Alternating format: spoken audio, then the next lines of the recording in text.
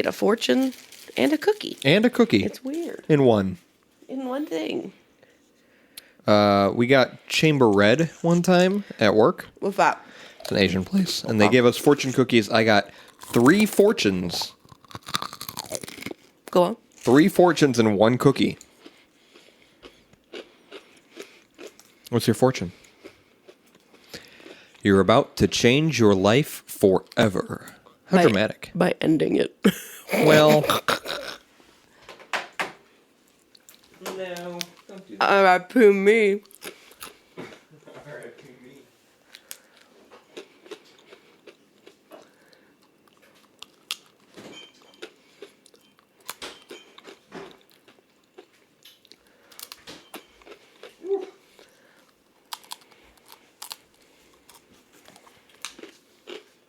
Oh, yeah. So, fortune cookie had 3 fortunes in it.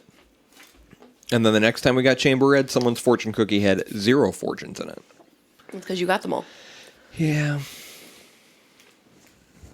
Okay, welcome to the 88th episode of Beer and Fear. My name is Zach. Is it 88th? 88, Paige. Oh, I thought we were on like 89. No. I thought we were closer. Nope. Oh, my name's Paige. I guess I'm here too. And then Ale's here too, whispering. Oh, nice. Nice catch. Yeah, episode 88. We had some slight delays with releasing episodes. A couple bonus episodes, which hopefully should be out by the time you're listening to this. They haven't been edited or released while we're recording this episode. So I need to do that. I had some computer issues. So I bought some parts. I bought 2 hard drives and some more memory. Do you want to tell them why? I upgraded the memory and I installed the new hard drives. I installed another solid state drive and a new hard disk drive.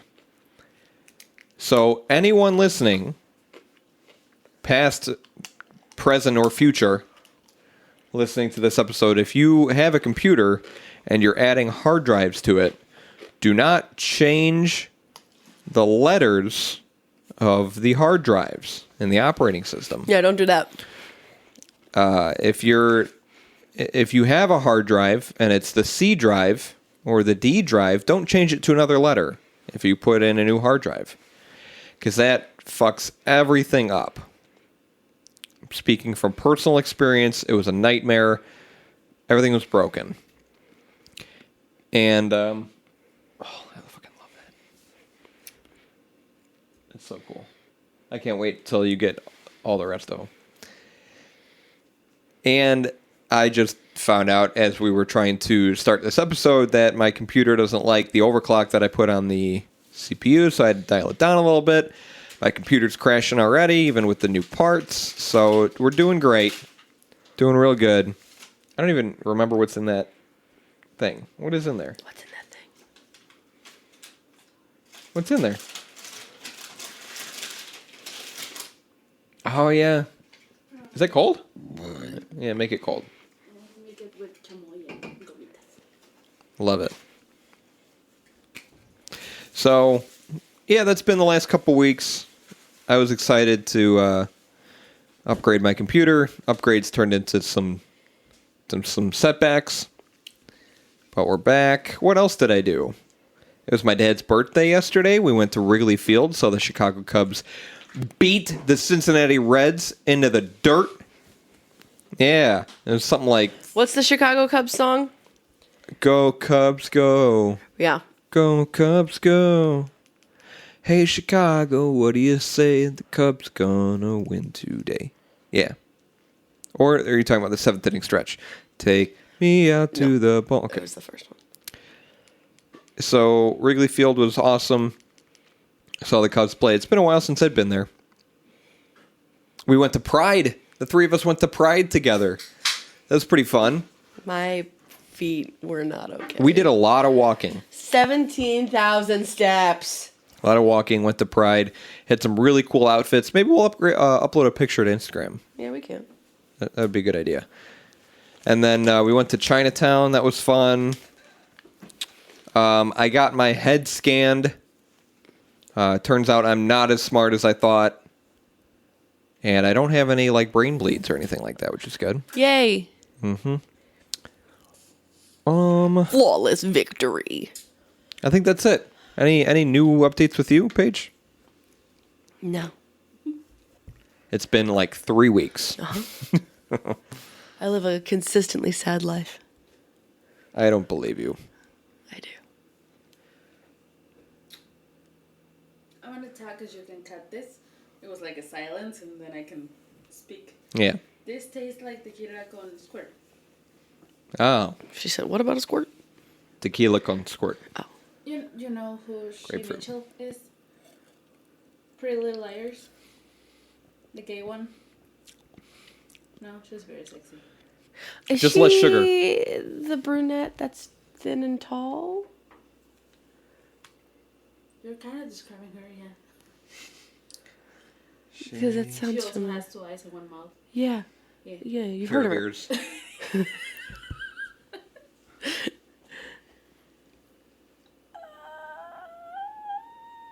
She looks familiar. Okay, she owns the Oh. brand.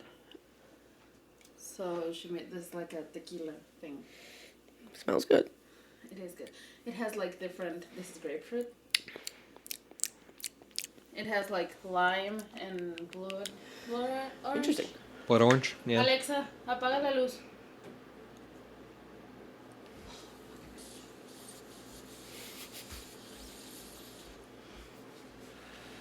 Nothing new to report. Nothing. Yep. I don't believe you. Yep. In 3 weeks. Nothing. What was your favorite part about Pride? Sitting down Which time? on the train home. Ah. So the train ride home was your favorite part of the day. It was a lot of fun. Oh my God, all the food in Chi-Town, it was just so good. Oh, so tasty. Yeah. But my feet hurt. Noodles, You a do lot of not dessert. understand. Zach, I am morbidly obese. That speed of walking, that was insane for me. I didn't know I could walk that fast. Yeah, you got a lot of steps in. It was pretty good. That was insane. I had to waddle at work. Yeah, and then you've was been like- working like 12-hour shifts, so your feet were killing you. Yeah. So We can't all be light as a feather, stiff as a board. we did a lot of walking. But it was good. Burned a lot of calories. Spicy ramen. Spicy ramen. How was your butthole after that? It was like 5 spoons of that, so it wasn't Oh, okay. too bad. That's good. No, that was just like that. If you eat that, you're not a human being. Like our waitress. It just seemed wrong. I don't know. It's not really. I think she's full of shit. I think she just gets her kicks from telling people it's not that spicy and then watching them eat it. I think she's a sicko. Wearing her shirt. And that's how the restaurant makes money. Yeah, that's what I'm thinking. Yeah, they just take the ramen again and put it back. Yeah, they just reuse the They noodles. just put it back in the pot. Yep. Ah! Anything they didn't eat, it just goes right Back back in the pot. That would not surprise me. Damn. Saving money that way. It's It's all part of their elaborate scheme. that and their tap warm water And their no liquor. and their no liquor. Just fuck those people. Jesus. No, nothing new. All right. Beer. Okay. All right. Yeah. The brewery for episode 88. Oh, we didn't say what the topic was. No. This week we're talking about H.H. Holmes. H.H. Holmes. Holmes. Holmes. We'll get into who he is. He's a guy. Brewery is Hailstorm Brewing Company. Oh, that's a lot of H's. Yeah, Hailstorm. For H.H. Holmes, it's Hailstorm. We've done Hailstorm once before. Episode 36 on Vlad the Impaler. Oh, We drink Vlad, yeah. the Imperial Russian Stout. I recall, because that's the only reason I picked that topic. Yep, that was by Hailstorm. The About Us page on their website doesn't really talk about them like I was hoping it would. I mean, you go to an About page and you kind of assume you will find information about them. No, what are you talking about? You crazy. But that didn't happen. It's got their location, their hours, their phone number, links to purchase their beer, names and photos of the crew, events scheduled for the future, a kitchen menu. Can we go back to the hailstorm cover that I did and see what I said about them? I want to be like, if I was like, did I say the exact same thing? Oh, yeah, I don't know. I tried to find it. It's not in Dropbox because I took the first 50 episodes out of Dropbox. I need to add them back. Oh, I see. So I didn't, I'm just going from scratch. I was going to do that. I was going to pull up your notes. I'm just so curious. And try to see what we talked about. But, yeah, it's got all that stuff, events, kitchen menu, and a beer finder tool. You can find their beer. They're located at 8060 186th Street. In Tinley Park, Illinois, 60487. 8060 186th Street in Tinley Park. All it says on their About page is craft beer, music, and scratch-made kitchen. And while looking around online for more info on their brewery, I dug up an article from about a half a year ago, like December of last year. It's got some Ahuevo Chismecito, which I'm going to talk about as soon as this fucking thing loads. Smack it a little. Oh. Oh. I'm scared. Got some Chismecito here for you. Just one moment. I found this article. There's actually a lot of articles. I pulled this one up. Hailstorm co-owner removed following sexual misconduct allegations. I think I read this. Well, we did. Or was there another one that had sexual misconduct? Yeah, I think there was another one because this was in December of last year, and we did Vlad before that. So, when we did Vlad, Vlad the Impaler. He was still on the board. He was still on. Yeah, he was still molesting people without them knowing. Yeah, he was still the brewer, the co-owner, whatever. I see. So apparently there was some big party after something. It was the Great Taste of the Midwest Beer Festival. And there was an after party, and there were a bunch of people from a bunch of different breweries there. Apparently he was there, this guy, his name is Steve Miller. He was there, and he walked up to some chick, and we're taking photos, and he put his hands down her pants, and she started crying, and she was like, he keeps touching me, and I don't want him to touch me. And he was very drunk. This guy was super drunk.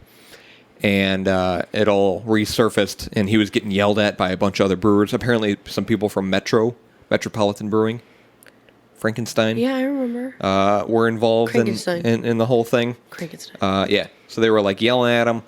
So this all came to light the next day, and Steve went on social media, and he tried to save face. No. What's the word for? He admitted to his wrongdoings. I see. He was pretty, up. He's pretty straight about everything. Don't defend him. No, I'm not defending him, but he went to. I'm just saying what he did. He went to Facebook and he was forthcoming. I see. He didn't try to be dodgy or anything. And then there was an official thing on their Facebook by one of the other owners, Ashley Thompson, said that Steve was removed, so he's no longer affiliated with Hailstorm. I was just trying to find information about them. I was just trying to figure out who Hailstorm was, and this is what I ended up uncovering. I don't know. It's shitty. Previously co-owned by a Predator. But they're good now. I ran background checks on all the new new owners. You did what? I ran background checks on all the new owners. I checked out their criminal histories and everything like that. Made sure they were okay. Is he serious right now? Everyone's legit. Are the words coming out of his mouth for realsies? You know what you're talking about. Everyone's legit. All right. It's you know what? You're right. So the co-owners now of Hailstorm, they all checked out. The beer by Hailstorm. Did he have a history? Oh yeah. He did. Extensive. Yeah, extensive. What about it? Yeah, he stole a lot of sexual items from like sex stores. Sex stores. Yeah. I don't want to get in trouble, Steve. I don't know who you are, Steve Miller. Huh? Can you say it like more intense? No, because now I'm Just cut this out. Cut this out. Okay. Cut this out so you don't get in trouble. No, it's in the video. But, well, yeah. Turn it off. Cut everything. Stores. The beer by Hailstorm Brewing, this really went off the rails, is called Hotel Life.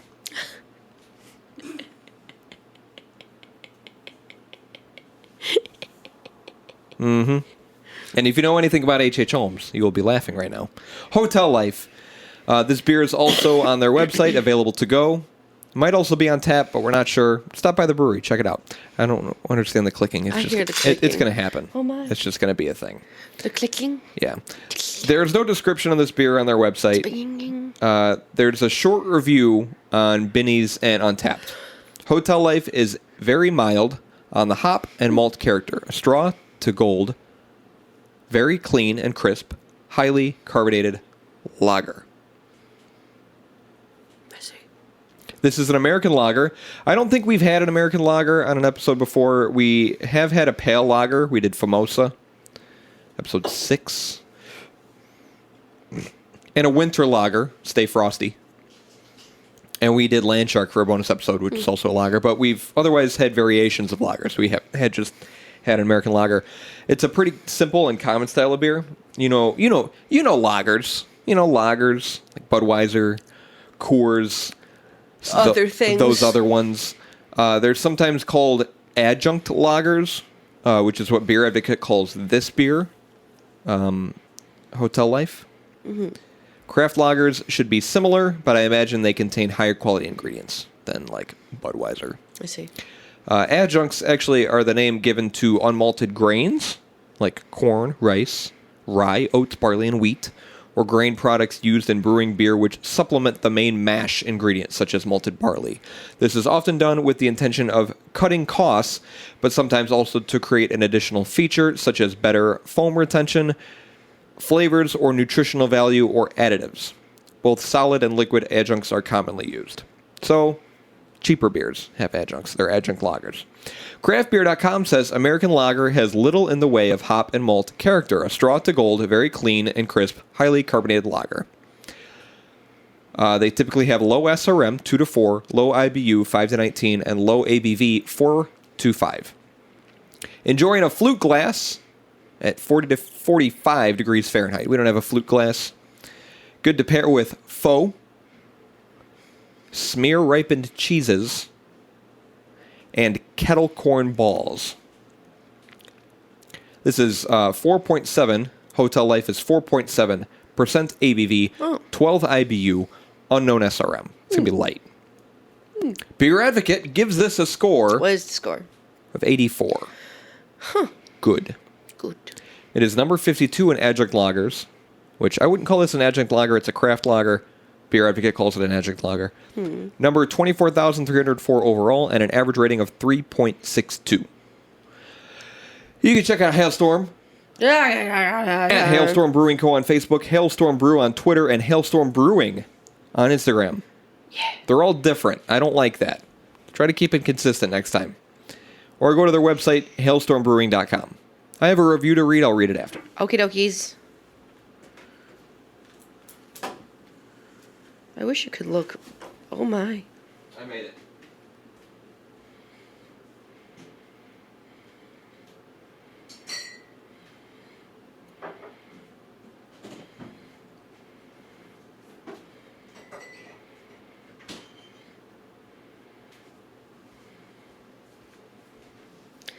Okay, I'm really bummed out right now.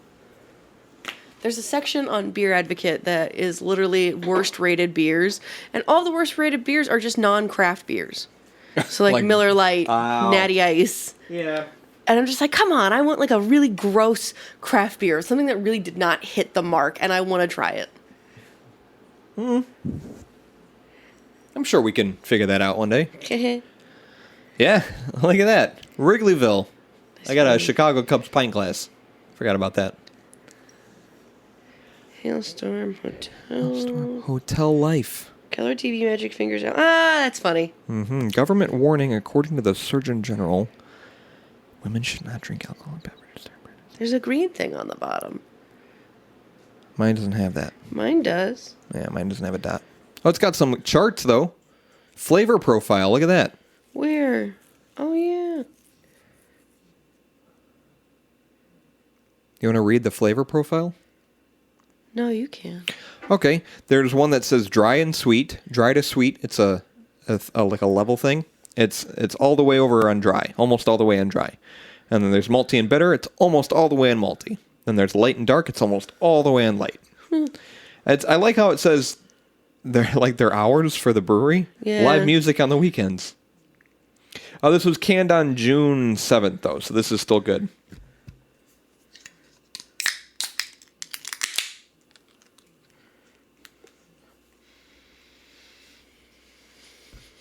Kind of smells like hay. I was going to say it smells like farts. Maybe someone farted in a pile of hay. I'm just getting... No, it smells like hay. Yeah. Like some straw.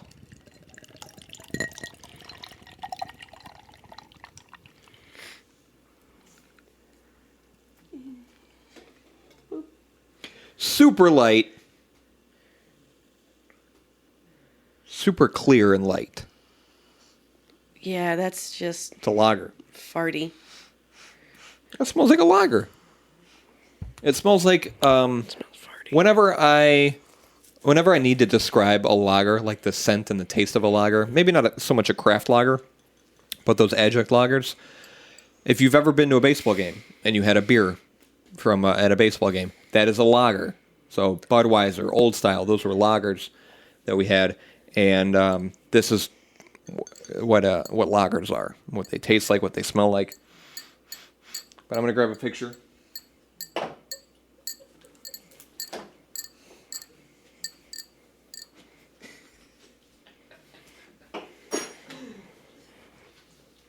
What a pretty kitty.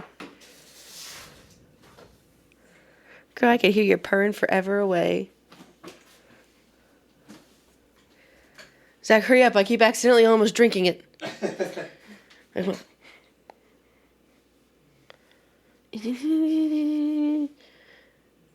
Don't look at me with those eyes.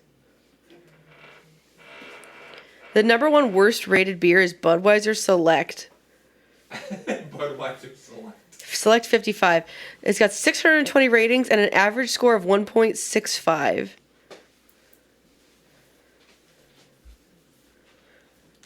Miller Genuine Draft Natural. 1.65? Yeah. 1.65? Oh, wow. I'm really in pain. You're really in pain? Yeah, my knee. Oh.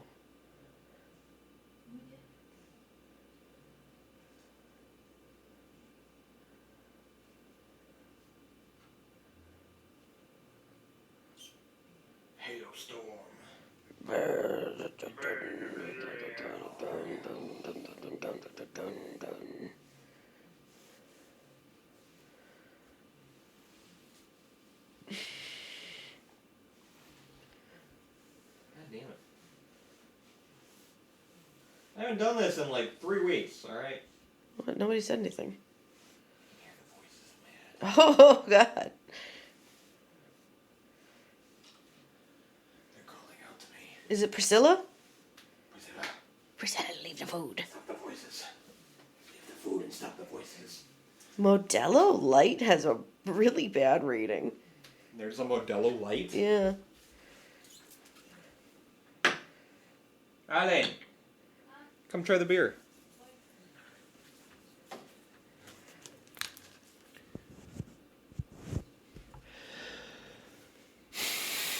How would you describe the smell, Paige? Farty.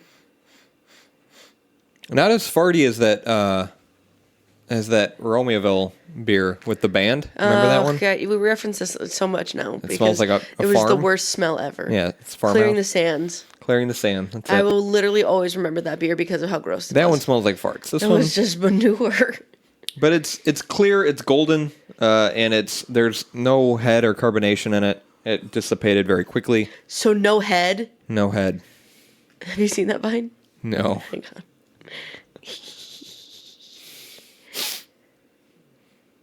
You want to try soda? Meow meow.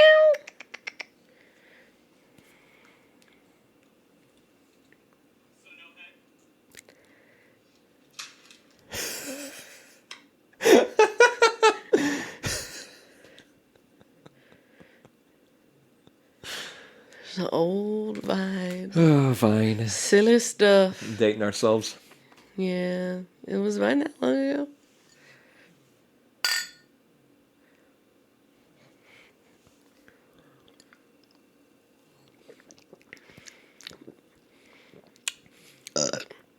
Ooh. I mean. Tim the Tool Man.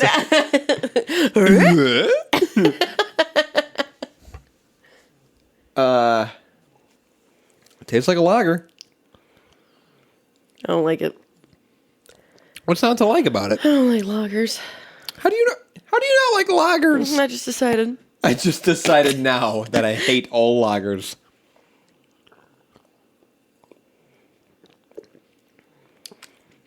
Nah, it's super crisp. That's not my favorite style of beer, That's what but I'm saying. I'm into sours now. I'll prefer a cream ale. I'm into sours now, Zach. Keep up. I don't know, Paige. It's just a phase. I need a coaster. The sour phase. There's coasters there. That one right there, where the can is. You know, this is like a cream ale, just without the creaminess. So not a cream ale. Yeah, just very, Not a cream ale at all. very crisp, light, refreshing. Very, very neutral. I'm just saying, there's honestly. nothing that's like, bam! No, Shazam! nothing crazy. It's a craft. It's a lager. It's just a lager. It's not even a pale lager. Yeah. Sad beans. We gotta rate this. I am not prepared in the slightest. My shoulder keeps hurting me. I don't know why. You want me to punch you? No, I think that would make it hurt. You're wrong. That might induce more pain. You're incorrect. That's how you fix problems. I wanna go to bed.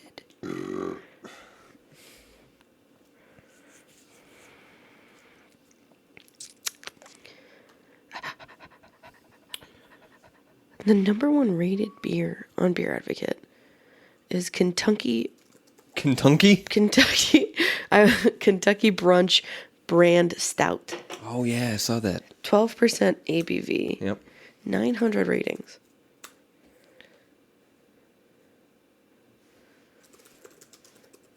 American lager. I wonder if you can search by 80, type of I beer. think I said 82, right? Oh, you can. I wasn't listening. 84. I wasn't. Thank you for being honest. Yeah. 24304. What are you going to give this page? What do I have open, Zach? You've got 1, No. 3, 4, 5, 6, 7, 8. So 2, 9, and 10 are open. I guess 9. You're going to give this a 9. I'm just not impressed. So Beer for Butchers, the Maibach by Off Color Brewing, is higher than this. I don't remember how much I drank of that. Beer for Butchers. Yeah, I don't really recall that one either. But I felt strongly enough that it was a 7, so I'm just going to trust my gut. All right, you're going to make this a 9. Mm-hmm. I'm going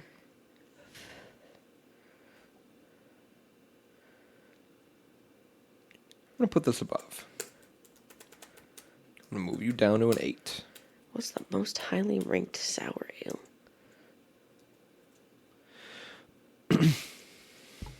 Oh, is it under specialties?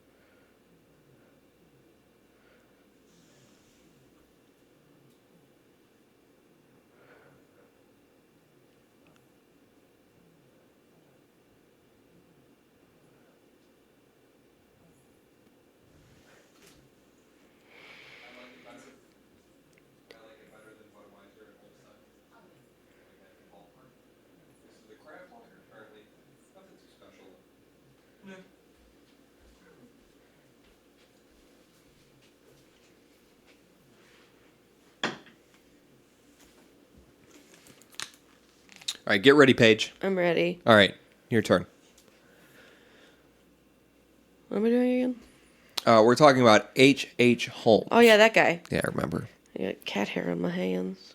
That happens when you pet a cat. You're right. Mm-hmm. Damn it, he's always right. H.H. Holmes.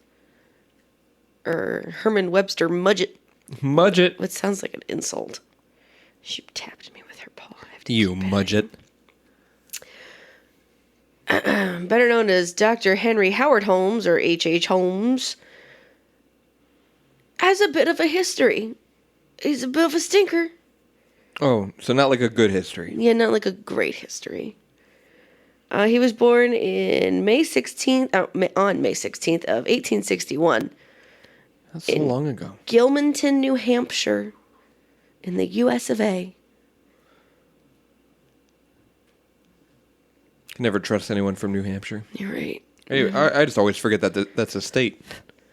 He used to be known as other names as well. I just thought this was interesting because he has such fancy names. The Beast of Chicago, the Devil in the White City, the Torture Doctor, the Archfiend, Judson. Judson. God, it's Kyle. Judson. Not Kyle. Oh, dear God. He's married a few bitches as well. Yeah, I read a little bit about that in my section. He doesn't know when to stop. Yeah.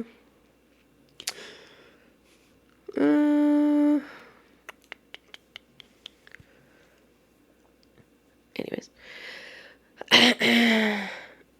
He was born to Levi Horton Mudgett and Theodate Paige Price, both of whom were descended from first English immigrants in the area. Mudgett was his parents' third-born child. He had an older sister, Ellen, an older brother, Arthur, a younger brother, Henry, and a younger sister, Mary. Okay. Holmes' father was from a farming family, and at times he worked as a farmer, trader, and house painter. His parents were devout Methodists. Later attempts to fit Holmes into the patterns seen in modern serial killers have described him torturing animals and suffering from abuse at the hands of a violent father. Oh, God. But contemporary and eyewitness accounts of his childhood did not prove either.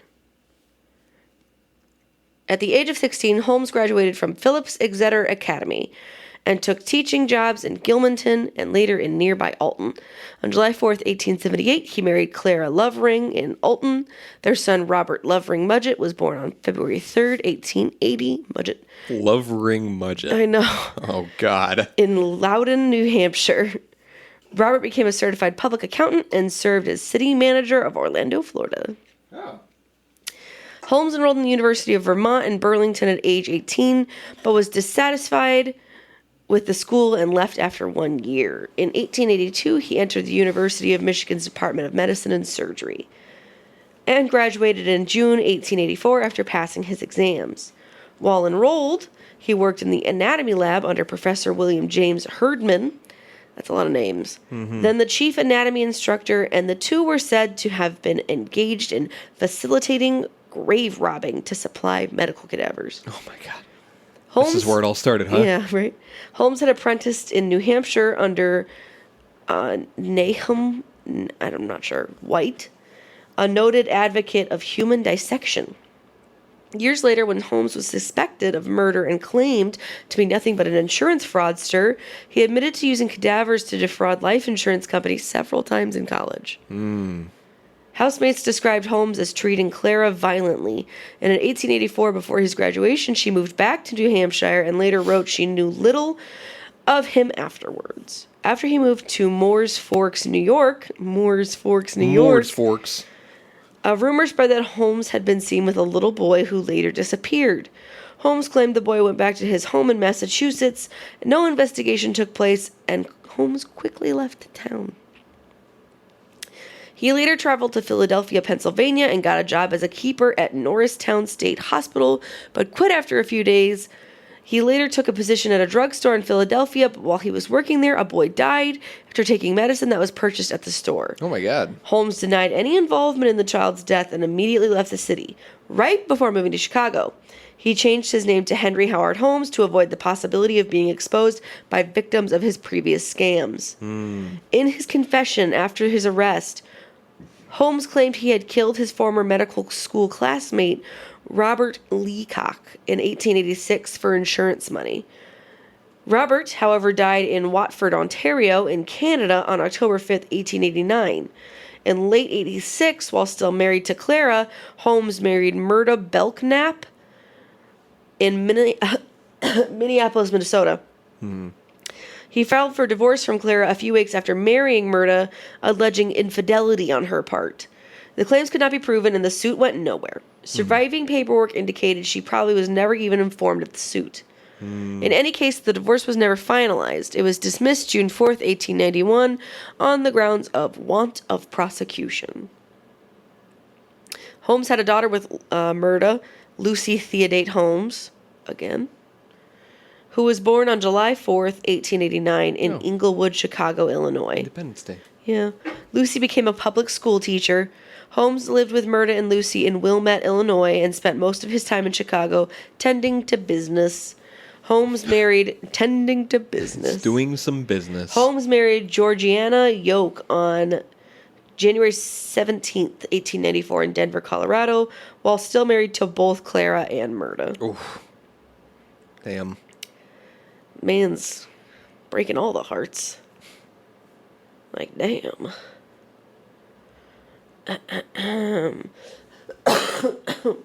Jesus. He'd really be into the last guy we did an episode on. That was forever ago. Warren Jeffs? That's the one. I feel like they would get along. Maybe. Holmes arrived in Chicago in August of 1886, which was when he began using his new name, H.H. Holmes. He came across Elizabeth S. Holton's drugstore at the northwest corner of South Wallace Avenue and West 63rd Street in Englewood. Inglewood. Holton gave Holmes a job, and he proved to be a hardworking employee, eventually buying the store from her. Although several books portray Holton's husband as an old man who quickly vanished along with his wife. Dr. Holton was a fellow Michigan alumnus, only a few years older than Holmes, and both Holtons remained in Englewood throughout Holmes' life and survived well into the 20th century. It is a myth that they were killed by Holmes. Holmes purchased an empty lot across from the drugstore where construction began in 1887 for a two-story mixed-use building with apartments on the second floor and retail spaces, including a new drugstore. A creditor of Holmes named John DeBrew died of apoplexy on April 17th, 1891 in the drugstore. Died from Apoplexy. When Holmes declined to pay the architects of the steel company, Etna, Iron and Steel, they sued in 1888. In 1892, he added a third floor, telling investors and suppliers he intended to use it as a hotel during the upcoming World's Columbian Exposition. Though the hotel portion was never completed. In 1892, the hotel was somewhat completed with 3 stories and a basement. The ground floor was the storefront. Fictionalized accounts report that Holmes constructed the hotel to lure in tourists visiting the nearby World's Fair in order to murder them and sell their skeletons to medical schools. Okay. There is no evidence that Holmes ever tried to lure strangers into his hotel to murder them. In fact, none of his likely victims were strangers. Holmes did have a history of selling cadavers to medical schools. However, he acquired his wares through grave robbing rather than murder. Reports by the Yellow Press labeled the building as Holmes' murder castle, claiming the structure contained secret torture chambers, trapdoors, gas chambers, and a basement crematorium. None of these claims were true.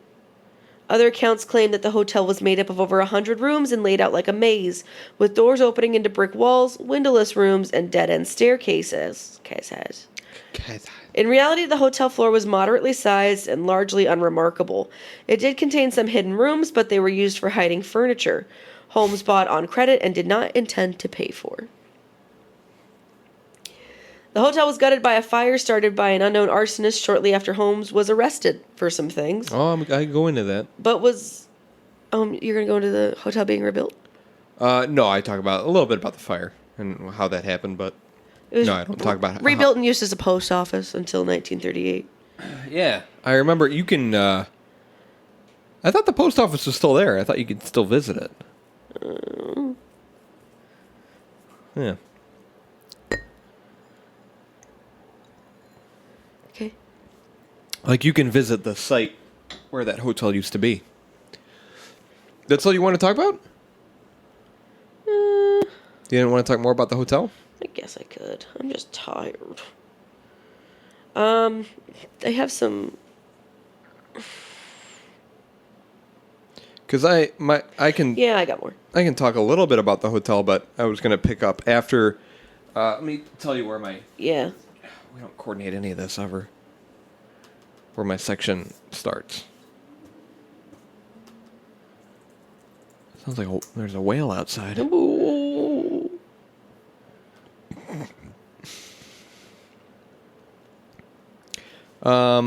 I talk about, like, what happens after the castle was finished being built. Sells his drugstore. Opened one in the castle. Etc. So if you want to talk about, like... Well... Yeah, if you've got anything else to talk about the castle. But then I go into relationships with his associates and then the deaths that preceded. So, up to you. Okay. The structure that he purchased was ugly and large, containing more than 100 rooms and stretching for an entire block. But Chicago was a city on the rise, Yeah. and new construction was going up all over this part of the American Midwest. After all, Chicago was perfectly situated on the shores of Lake Michigan. How nice. For his mansion, H.H. Holmes planned for the first floor to contain an entire block of storefronts that would be rented out for a flood of new businesses opening in the city. How exciting. The third floor would contain apartments for new residents looking to make it big in the Windy City. Those, eerily, some of these unsuspecting residents may have eventually become Holmes' victims. Those victims got to see the second floor, one that was allegedly full of asphyxiation chambers, mazes, and hidden stairs. And the especially unlucky victims made it down to the basement. Oh, yeah, that's where the party happens. Throughout the building's construction, Holmes switched builders and architects frequently so that no one involved was able to realize the gruesome end goal of all the odd parts. Smart. The house was completed in 1892, and by 1894, police would be exploring its winding passages while Holmes sat behind bars. At first, authorities were confused by what they found. There were hinged walls and false partitions. Some rooms had 5 doors and others had none. Secret airless chambers were found underneath floorboards, and iron plate-lined walls appeared to stifle all sound. As for Holmes' own apartment, it had a trapdoor in the bathroom which opened to reveal a staircase that led to a windowless cubicle. In the cubicle, there was allegedly a large chute that tunneled through to the basement. One notable room was lined with gas fixtures. Here, Holmes would apparently seal his victims in, flip a switch in an adjacent room, and wait for the horror to unfold. Another chute was found nearby.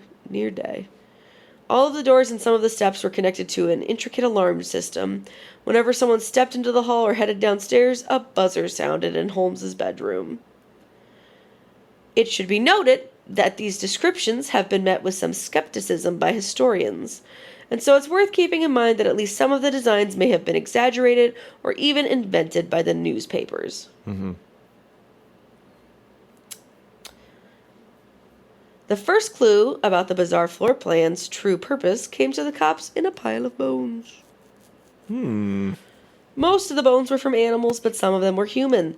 They were so small that they almost certainly belonged to a child, one who was no more than 6 or 7 years old. And when authorities descended into the cellar, the scope of the building's hidden horrors were finally revealed. Besides a blood-soaked operating table, they found a woman's clothes, another surgical surface was nearby, along with a crematory, an array of medical tools, a bizarre torture device, and shelves of disintegrating acids. Holmes' fascination with dead bodies had apparently lasted long past college, as had his surgical skills.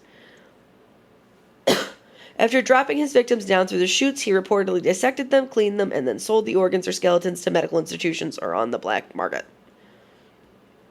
Okay, that's all I'm done.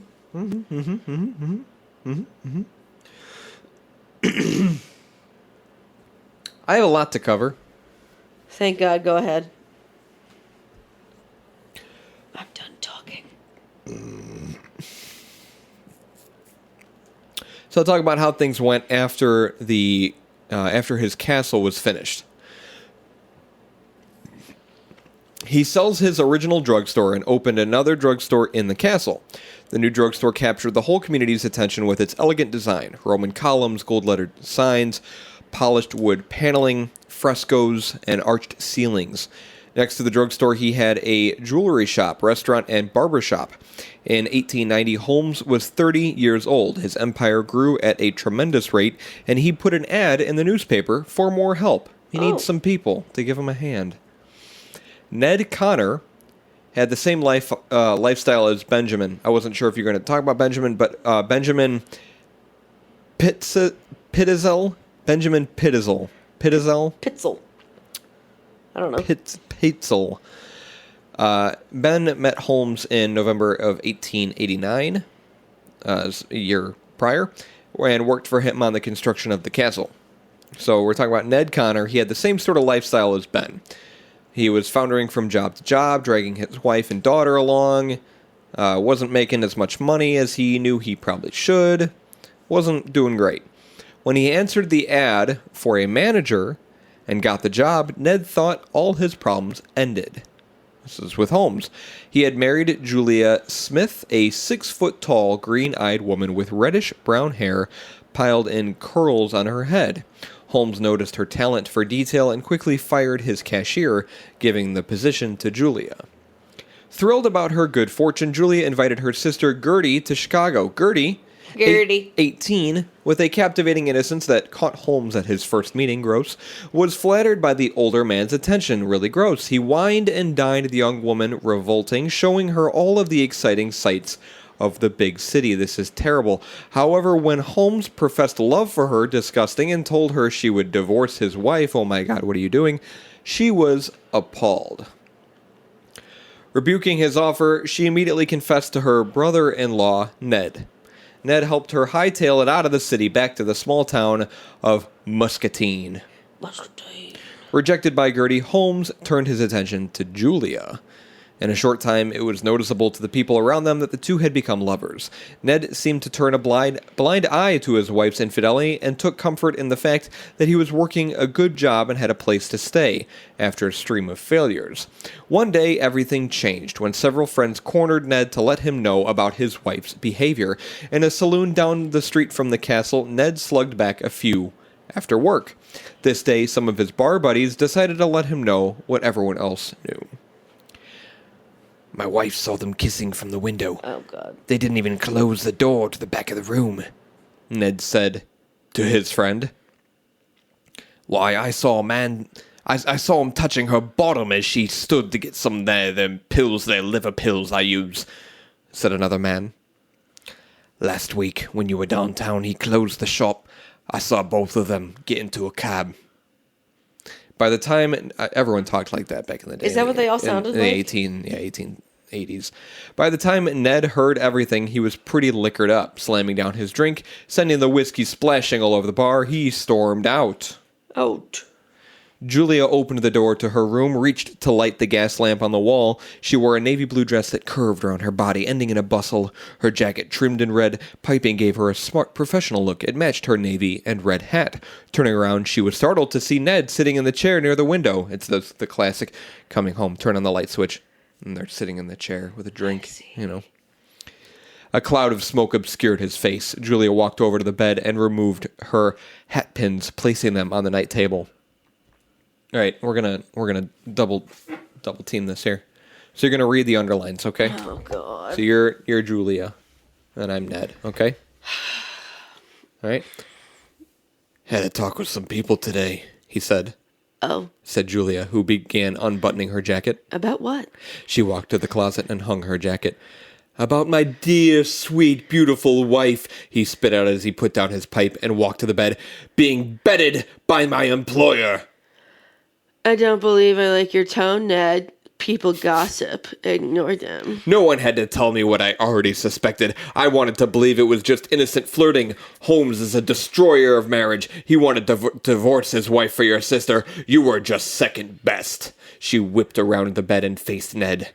He loves me. He's handsome, successful, intelligent, caring. Everything you aren't. You couldn't shine his shoes, Ned Connor. I forbid you to see him again. You will quit the job and be my wife. You don't have to work and never see Holmes again. I will not quit my job. I will not stop being Holmes.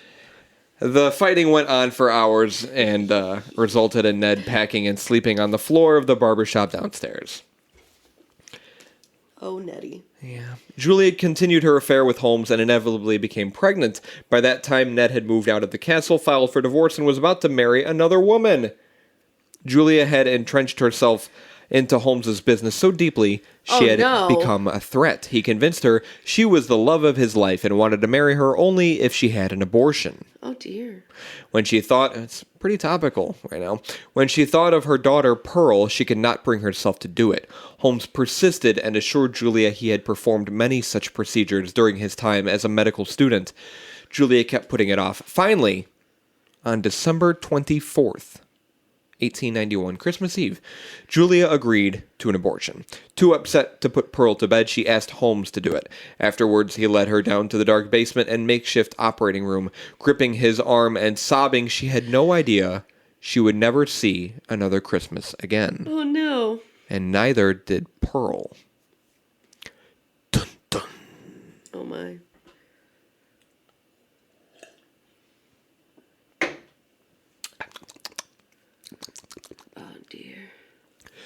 Charles M. Chappell worked for Holmes, doing a variety of jobs around the castle for about 2 years. His previous job was in the same building that housed the Bennett Medical School. Curious by nature and good with his hands, Chappell picked up a rather unusual skill: articulating skeletons. He first observed the procedure, and after a short time, he actually did the work. In the winter of 1892, a few months after the disappearance of Julia, Holmes summoned Chappell, Dave Chappelle, the comedian, to his office. "Charles, would you like to pick up some extra money?" asked Holmes. Charles stood in front of his desk and smiled. "Of course, Mr. Holmes. I would like to use your special skills to articulate a skeleton." He led Chappell to a second-floor room with poor lighting. On a table, a cadaver of a female lay. Chappell told authorities that it's either Chappell or Chappell. I'm just mixing it every time. Chappell told authorities that the body looked like a jackrabbit that had been skinned by splitting the skin down the face and rolling it back off the entire body. Yeah. But it's a woman. Yeah. He also said considerable flesh had been taken off. Chappell thought Holmes was doing an autopsy on one of his patients. After stripping the flesh off and articulating the bones, the body was prepared. Chappell was paid $36 for his work. How much is $36 in... Look it up. What year was that? This is 1891. 36. Sorry, 1892. $36 in 1892. Inflation. Probably like a couple hundred, yeah? Hang on. Calculate. 36 in 1892 is worth $1,156.34 today. $1,136. $1,156.34. $56. Huh. Okay. Oh, that's crazy. Well, it's not bad. $1,100. It's an increase of $1,120. Jesus Christ. The skeleton was sold to Hahnemann Medical College for $200. Dr. Pauling, a surgeon... Are you doing the math? What? 200? 200.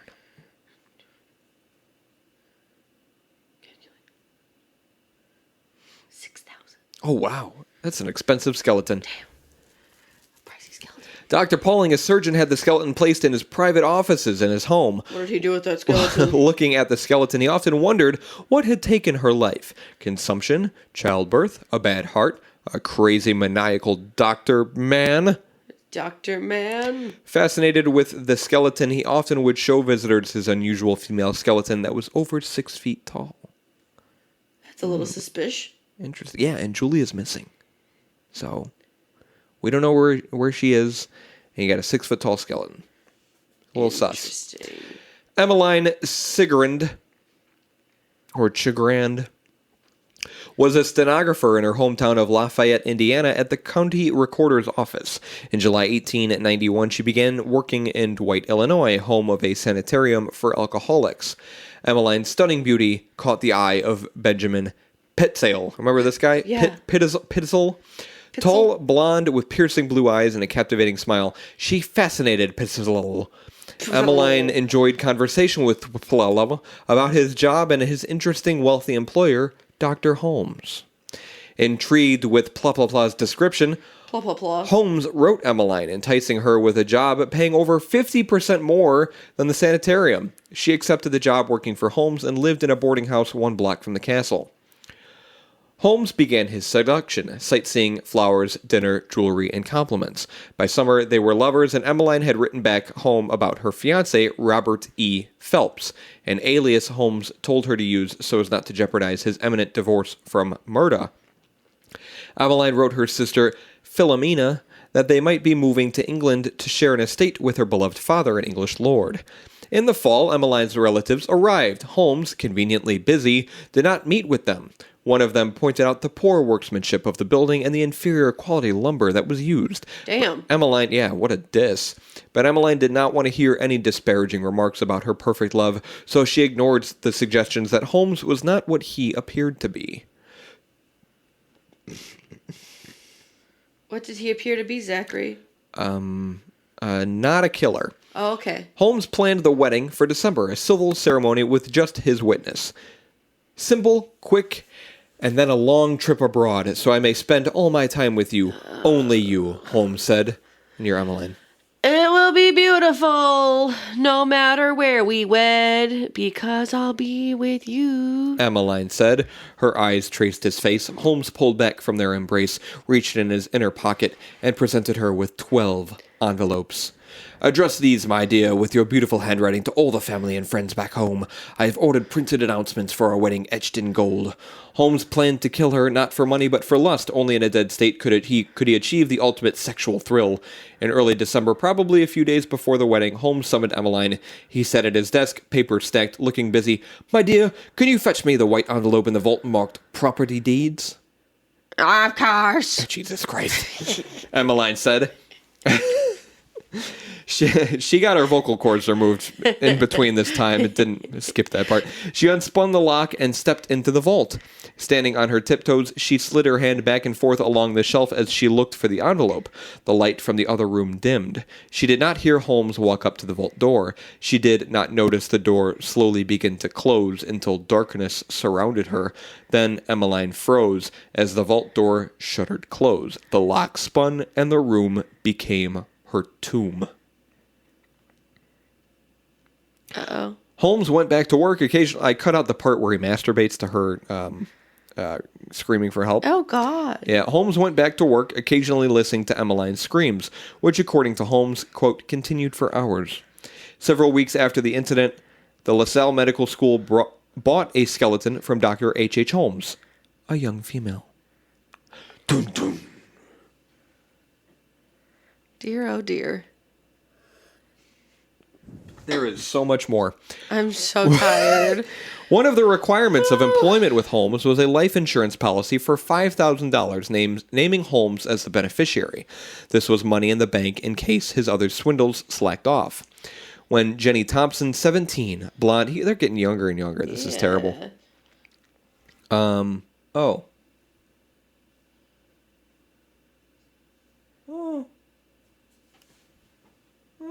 Yeah. When Jenny Thompson, 17, blonde, blue-eyed, small-town girl from El Dorado, Illinois, came to work in the castle, Holmes saw another opportunity. Jenny confided in Holmes that she had not written to her family. Originally, she told the family she was going to New York to live. They had no idea she landed such a good job in Chicago.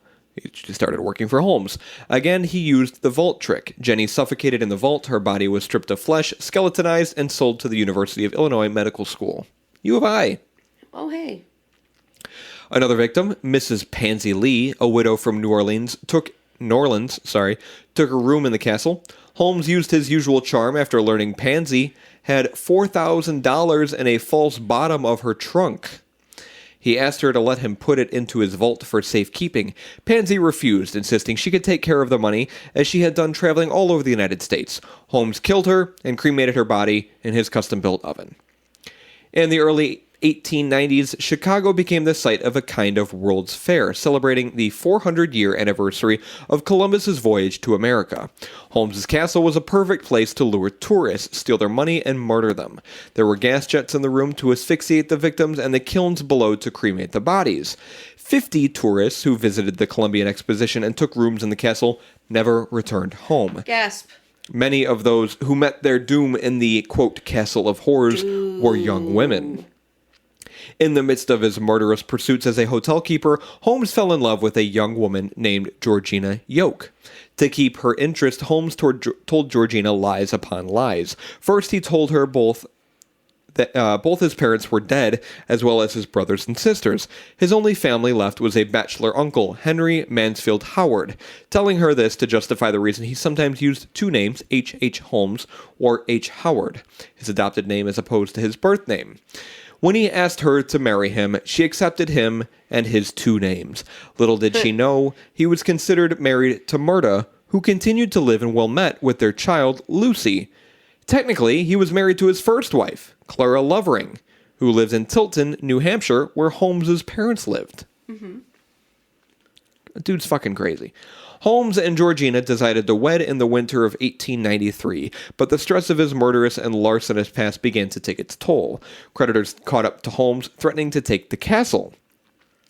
Harold Schechter in Depraved says of Holmes, deception was so... I'm going to skip this. Holmes always several... So he's running risk of losing his hotel.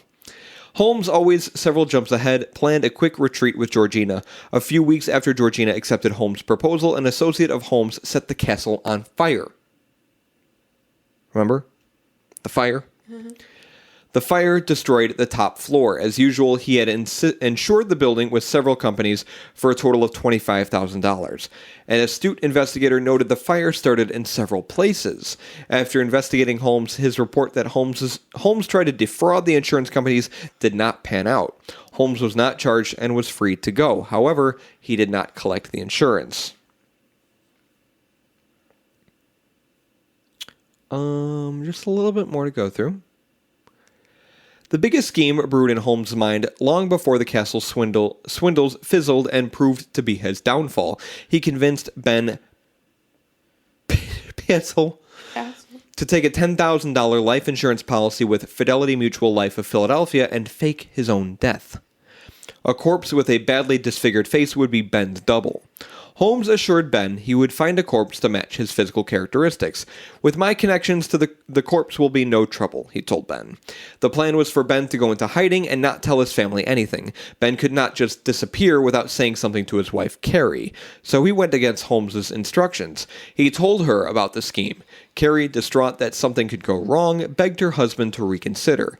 He did not. He told his older daughter, Nessie, not to believe anything she read in the newspaper about him.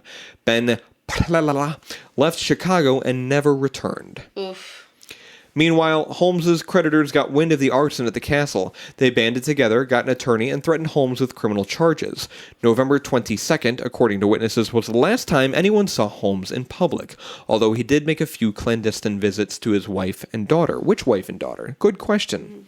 On January 9th, 1894, Holmes married Georgina Yoke in Denver. She became Mrs. Henry Mansfield Howard. From Denver, they moved to Fort Worth, Texas, and met Ben. Holmes told his new wife he had business to take care of in Fort Worth. Again, he changed his identity. The couple became Mr. and Mrs. H.M. Pratt. He, as Pratt, along with his assistant Ben, formulated schemes to swindle wealthy Texas businessmen for money, property, and businesses. His psychopathic arrogance made him reckless in decisions. Instead of skipping town like any other embezzler, Holmes stayed in Fort Worth. They stole a freight of horses and shipped them to Chicago. Texans did not take horse theft lightly. The crime was found out, and the law latched onto their trail. They worked their way across the country to New York, Philadelphia, Memphis, Denver, and St. Louis. Continued carelessness and greed landed Holmes in jail for the first time. He tried to defraud the Merrill Drug Company using a scam like the one in Chicago. The drug company found out and had him arrested. Georgina, bemoaning the indignity of his husband's arrest, eventually bailed him out. During his stay in jail, Holmes met Marion Hedgepath, a very bad man, according to the Pinkerton Detective Agency. Marion was a celebrity criminal. Perhaps that was why Holmes felt comfortable enough to let his guard down and reveal his swindle. Marion gave Holmes the name of a lawyer for a promise of $500. The lawyer would help him in the insurance scheme involving Ben. Now everything was in place for the insurance fraud.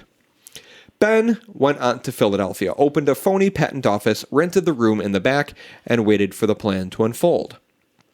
Holmes' stay in prison was short. He met with Jephthah Howe, the lawyer whom Hedgepath referred Holmes. Howe would take care of the details of the insurance fraud. Holmes returned to his wife Georgina, and they left for Philadelphia for business. Georgina had been feeling poorly for a few days and was distressed. Holmes could not wait until she felt better. Quote, "It's a great opportunity. I'll make $10,000 for you," he said. His wife agreed, and off they went on another journey. Upon arriving in Philadelphia, he set up an appointment and then canceled it when he did not like the meeting place. Ben was disappointed. Holmes asked Ben if they could meet at his room. Ben agreed. It was the last agreement Ben would ever make to his trusted employer.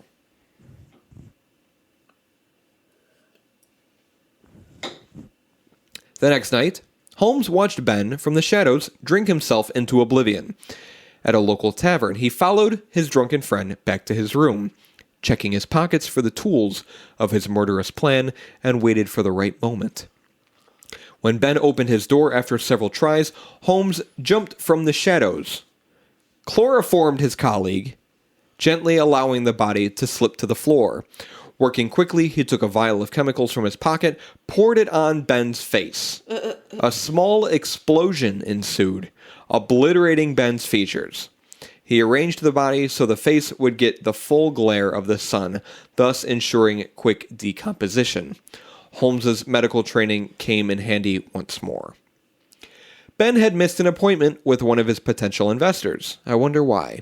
The man had come by the shop a few times and felt concerned, for it was always closed. Finally, he pushed the door of the shop and it opened. He called out for Ben several times. Cautiously, he went up towards the back of the store and reached the stairs to the upper rooms. He noticed a foul odor. Up he went until he arrived at the top floor. He opened the door slightly, saw a body on the floor, shot down the stairs, and ran 4 blocks to the police station. Holmes lost no time at all. He returned to Georgiana at the rented rooms, told her the deal had gone through, and they should make $10,000. Next morning, they boarded a train for Indianapolis and spent a short time in the city. He checked newspapers to see if Ben's death was discovered. A few days after arriving, he saw the notice. Holmes was delighted his scheme was working. He said goodbye to his wife and headed back to St. Louis. Carrie Pizzolella bordered on hysteria when she read the story about Ben's death in Philadelphia. Her daughter, Desi, tried to calm her down by reminding her what her father said, not to believe what was in the newspapers. Holmes's arrival at that moment could not have been timed better. Finding Carrie in a state of collapse, he pulled her into a private room and chided her for believing Ben's death notice. "He's hiding out. You must play along. This is what Ben wants. He is not dead." A terrible person. After a while, she believed his smooth-talking manner and calmed down. Holmes was worried Carrie would crack. Also, she and the baby had been terribly ill for several days. He knew that in this state, she might blow the whole scheme. He convinced her to let him take Alice, even though she was only 15 years old. Desi, the oldest, had to stay to take care of the baby while her mother was ill. Alice would be needed to identify the body in Philadelphia. Meanwhile, Holmes and Alice went to the insurance company. Carrie Pizza gave the power of attorney to Holmes. The problem with the insurance company was that Ben had used a fictitious name, so they needed a more positive identification. Days had passed since Ben's death. He was already buried. An order for exhumation was filed to allow the positive identification. Fidelity insurance agents felt something suspicious, but chose not to pursue it at that time. According to the police report, the death was an accident. What alerted the agents had to do with the fact that Ben made his payment 2 days before he died by wiring it to the office last minute. Alice looked so impoverished and pitiful when she arrived at the office, the agents didn't have the heart to pursue an investigation. The coroner had laid out the exhumed body of Penn, covering his badly disfigured face. Alice, frightened and nervous, clutched Holmes for moral support. "Any distinguishing marks?" asked the coroner of Alice. "My father had a scar on his knee," Alice said. The coroner pulled back the covers to expose his knees and a mole on his neck. Both times she nodded yes. "That's my papa. I can tell by his hands," she cried. Holmes lifted the covering on Ben's face. "Yes, that is Ben, Pizza Man, who had worked for me." When the identification was over, Holmes took Alice to Indianapolis, leaving her there while he returned to St. Louis. Almost done. Almost. I'm falling asleep. Almost done. This is captivating, Paige. No, it's not. This is so boring. Okay, continue. I'm going to take a nap. This is the story of H.H. Holmes, Paige. Yeah, I've heard his story so many times. I haven't. Really? Now it was Carrie's turn to finish the scheme. She accompanied Holmes to Jephthah, the lawyer he got from his cellmate Marion Hedgepeth. After the paperwork was signed at the insurance company, Holmes told Carrie there would be a lawyer's fee and money Ben owed him on an investment in Texas. In the end, Carrie walked away with $500 out of Ben's $10,000 insurance policy. That's crazy. Only walked away with $500. He also convinced Carrie to let him take Howard and Nellie to join Alice in Indianapolis so they could stay at a wealthy lady's home. Carrie returned to Galva, Illinois at her family's home and waited for Ben to contact her. The insurance company received a letter from Marion Hedgepeth outlining the insurance fraud. Did Holmes merely forget to pay Marion? We'll never know, but it caused his ultimate downfall. Although Marion told the insurance company that Holmes had substituted a cadaver, the agents were convinced it was the real Ben. They hired the Pinkerton Detective Agency to investigate. The Pinkertons gathered a great amount of information about Holmes's past schemes from Chicago to Texas. They decided to follow Holmes from city to city as he dragged the 3 children along in a sojourn that was made to confuse anyone trying to follow him. What's a sojourn? A break? A vacation? Yeah, vacation, a halt. Finally, in Boston, with the help of 20-year police veteran Frank Geyer, they were able to arrest Holmes. They intercepted a letter with Holmes's code sent to Carrie asking her to remove a bottle of expensive chemicals from the basement to the attic. Unbeknownst to Carrie, the bottle was filled with nitroglycerin. Holmes made arrangements on a steamship to Europe. The Pinkertons had to move fast. Frank Geyer aided the Pinkertons in surrounding the Adams house and arrested Holmes for, quote, conspiracy to commit fraud. At the same time, Carrie was picked up and brought to Philadelphia for her part in the conspiracy. Little did they know that Holmes was a serial killer. So they thought she was in on it, but Holmes just killed the man and she's innocent. Overnight, Holmes became a notorious celebrity. News of his numerous swindles, horse thefts, and frauds gave people a sense of admiration for the sheer genius of his plots. By the time Carrie had arrived in Philadelphia, she was ready to confess to anything. Believing her husband alive and part of the elaborate scheme, Carrie kept faithful to Holmes's story. She verified that this was fraud, not murder, concerning her husband. When she had to identify the body of her husband, Carrie, she turned on Holmes, screaming about the whereabouts of her children, Howard, Nellie, and Alice. Holmes claimed the children were with a rich lady in England. Suspicious, Frank Geyer retraced Holmes' journey, traveling from city to city, from East Coast to Midwest and even Canada. Dauntlessly, he pursed his gut feeling that Holmes had killed the children. Back at headquarters, police gave the real story about Holmes to his young, naive wife. Holmes as bigamist, as swindler, as killer. Georgiana, realizing the police were telling the truth, cooperated as much as she could. When the bodies of the children were found, Howard buried beneath a house, Nellie and Alice suffocated in a trunk, public opinion called for his death. Herman W. Mudgett, alias H.H. Holmes, was tried, convicted, and sentenced to death. In the end, he thought his facial features had changed to that of a demon. His lawyer asked him how many people he killed. Holmes told him 133. Even in prison, he made money selling his story to William Randolph Hearst Corporation for $10,000. On Thursday, May 7th, 1896, at 10:25 a.m., H.H. Holmes was hanged. Fearful of grave robbers, he left explicit instructions for his burial. Ironically, a man did offer a large sum of money for his body. A grave 10 feet deep, 8 feet long, and 5 feet wide was dug. In the coffin, Holmes's face was covered with a cloth, and cement poured over every part of his body. 13 men dragged the coffin to the grave. The weight of the coffin caused it to fall into the grave upside down. Instead of facing the heavens, he faced hell. Are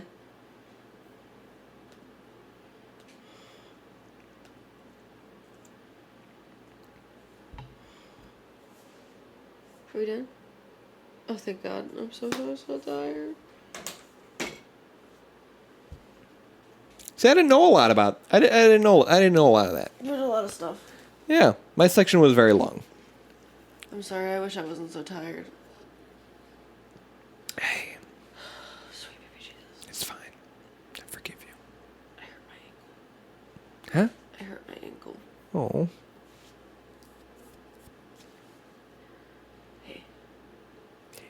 How's it going? Going.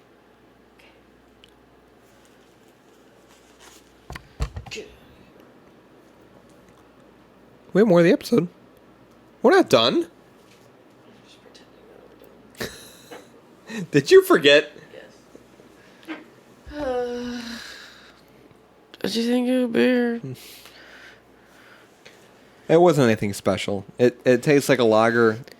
Lagers kind of all taste the same. I suppose that with this being a craft lager, it tastes better than if you order Budweiser, Miller Lite, Old Style, whatever, any other kind of adjunct lager.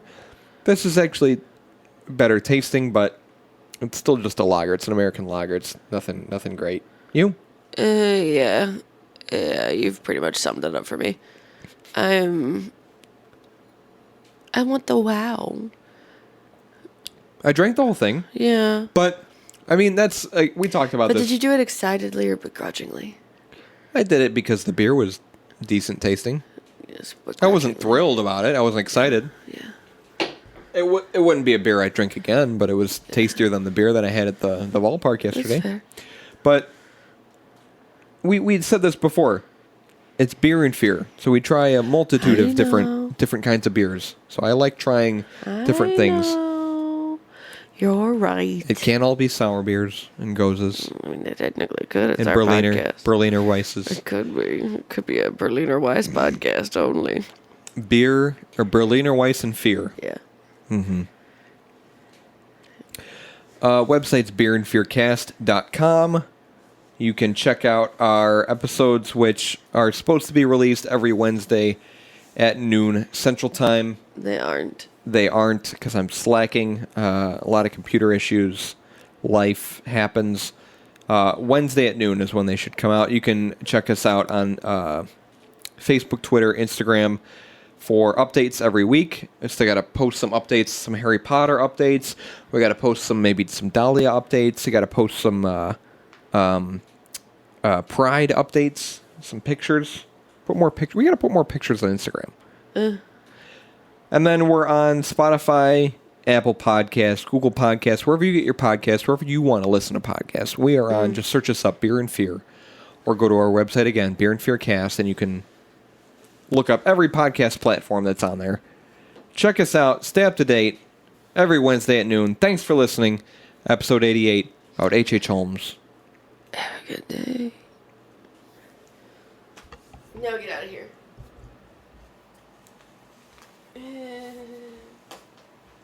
I'm so sleepy.